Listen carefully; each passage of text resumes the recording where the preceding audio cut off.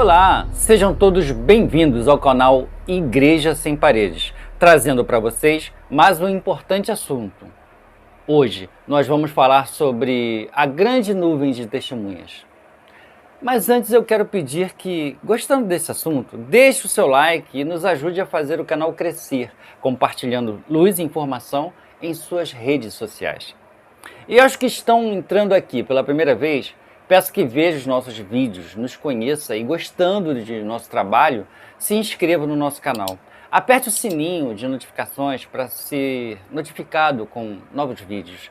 É muito importante saber que vocês estão gostando dos nossos assuntos, deixando seus comentários, podendo sugerir algum outro assunto que vocês queiram que seja abordado aqui. A sua participação é importante para nós. Sua presença conosco nos dá a confirmação de que nosso trabalho está sendo impulsionado pelo Pai, o qual nos dá toda a inspiração para trazer as mensagens que colocamos sempre à sua disposição, com muito amor. Desde já, muita gratidão. Dando continuidade, vamos ao assunto de hoje. Hoje iremos falar sobre um tema polêmico que já teve diversos entendimentos teológicos tentando explicá-lo. Como é sabido, Paulo foi o único apóstolo de Jesus que não andou com ele, mas o único também que teve um encontro através de seu desdobramento com o Mestre. Isso por si só já nos remete à ideia de que esse encontro foi muito mais revelador do que a experiência vivida com os outros apóstolos que andaram com Jesus. Mas você não concorda? Em uma carta de Paulo à igreja de Hebreus, Paulo mencionou a seguinte afirmação: portanto, também nós, visto que temos a rodear-nos tão grande nuvem de testemunhas, desembaraçando-nos de todo o peso e do pecado que tenazmente nos assedia, corramos com a perseverança a carreira que nos está proposta. E agora, quem são essas testemunhas? Seriam elas encarnadas ou desencarnadas? Vejamos por parte. As primeiras são as encarnadas, nossos familiares, os que convivem no nosso lar, os companheiros de trabalho, os amigos, os vizinhos, que são protagonistas do nosso viver. Ou seja, as testemunhas que poderíamos chamar de ocasionais, que estão ao nosso lado, na rua, no lazer, nos transportes coletivos, etc. Sim, elas são testemunhas do nosso viver nesse plano. Não concordam? Mas e as outras? Quem seriam? Já pensou sobre isso?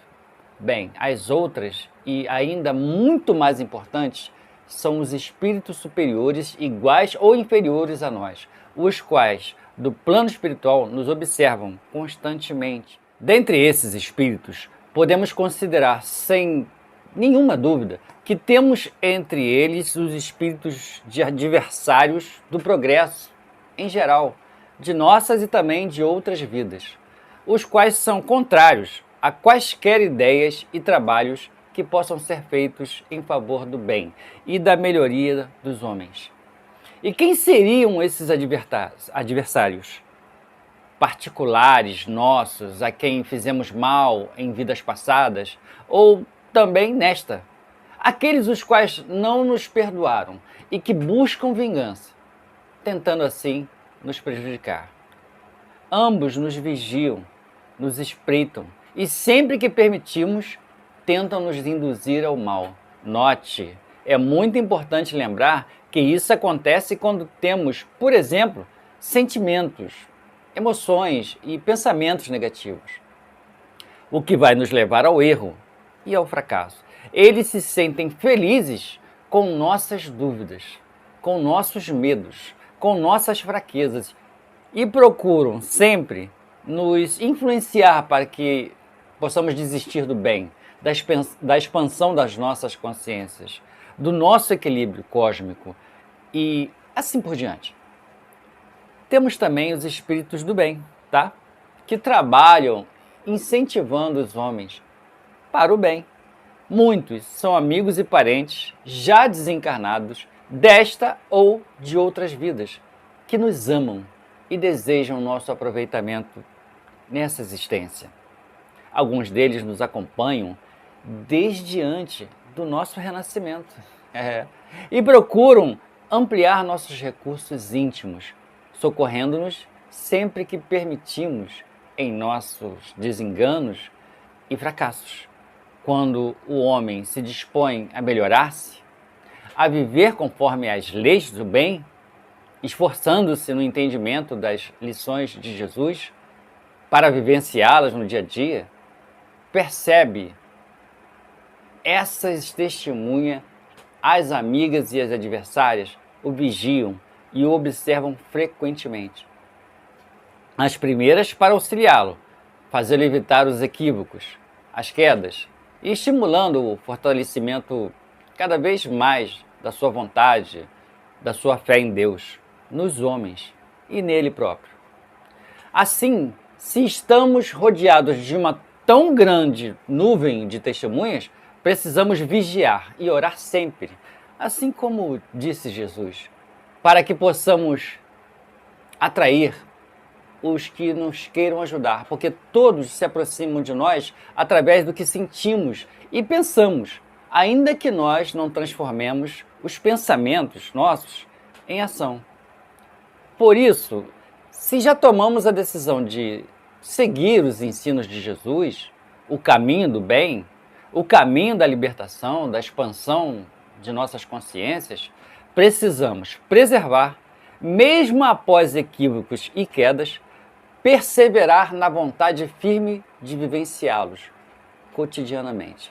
O Deus em nós nos demonstra que o conhecimento de si mesmo é condição sine qua non, ou seja, condição essencial do próprio desenvolvimento espiritual. E para esse conhecimento, não basta observar só as suas ações, tendo em vista que o meio em que vivemos, naturalmente, impõe a nós limites diversos a elas. Conhecer-se a si mesmo e observar-se internamente, observar o que se sente e o que se pensa, é essencial. Precisamos ter muito, mas muito cuidado com as fontes do sentimento, de onde brotam as boas e também as más ações. As frequências que emanam de nossos sentimentos criam um campo magnético poderosíssimo. E esse campo, ele ecoa em todo o universo, alterando o seu equilíbrio, o nosso equilíbrio cósmico. Perceba a responsabilidade que recai em nosso existir. Vigiemos então, constantemente, o que sentimos diante de alguém ou de uma situação qualquer, a fim de perceber a origem dos nossos pensamentos, pois conforme sentimos, assim também pensamos. Se as sensações forem agradáveis, entreguemo-nos a elas. Agradeçamos a Deus pelas vibrações sentidas, gozemos dessa felicidade que nos fortalece a vontade no bem. Mas, se desagradáveis, busquemos perceber o que estamos sentindo. Geralmente, nós percebemos um sentimento negativo de raiva, de antipatia quando isso acontece. Desânimo, tristeza, enfim. Daí então nós veremos que nós vamos abrir uma porta para que as testemunhas adversárias venham nos perturbar. Constatado isso, passemos então em nossa consciência crística e conversemos com ela, expondo nossas dificuldades internas. Peçamos o seu amparo para que nós e também para aquelas pessoas, as testemunhas que perturbam a gente, para que eles encontrem a luz e que fiquem harmoniosos, envolvendo o bem, com sensações agradáveis, substituindo as anteriores. Agradeçamos sempre a Deus por nos mostrar tudo isso, prometendo a nós mesmos mais esforço no caminhar para o bem, mais vigilância no sentir, no pensar e no agir. No primeiro momento, isso pode parecer assim uma coisa que não faz muito sentido, mas se você se entregar ao seu raciocínio espiritual, verá como tudo começará a fazer sentido. O importante mesmo é que você entenda que as vibrações dos pensamentos e atos que cometemos no nosso dia a dia são percebidos por esses espíritos da nuvem de testemunhas. Sejam eles espíritos do bem ou mesmo espíritos do mal. E essa interação provoca uma frequência que pode alinhar ou desalinhar a harmonia cósmica nossa em todo o universo. Por isso, precisamos sempre estar atentos a todo momento, policiando-nos, para que esses pensamentos e ações sejam de acordo com a prática do bem e do amor. Você lembra quando Jesus Cristo, uma vez perguntado sobre adultério, disse assim: se um homem olhar para uma mulher e a cobiçar, já está cometido o pecado. É sobre isso que nós estávamos falando. O pensamento, principalmente quando impulsionado pela emoção, ele é capaz de produzir efeitos tanto no mundo espiritual como no mundo material. E hoje aprendemos nesta lição sobre tudo que se pode ou se deve considerar a respeito dessa nuvem de testemunhas que foi mencionada por Paulo. E também sobre o sentimento de vigilância nos irmãos a respeito de seus atos e pensamentos. Obrigado por nos assistir. Ajude o nosso canal a fazer chegar essa mensagem para quem precisa ouvir. Você assim estará nos ajudando a preservar esse trabalho.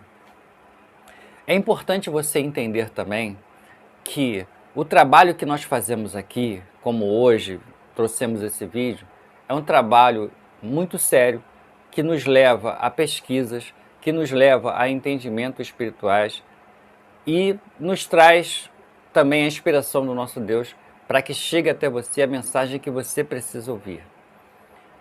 Em última instância, eu quero agradecer a organização do canal Espiritualidade com Pedro Augusto, que nos trouxe esse microfone aqui para ajudar com o nosso trabalho.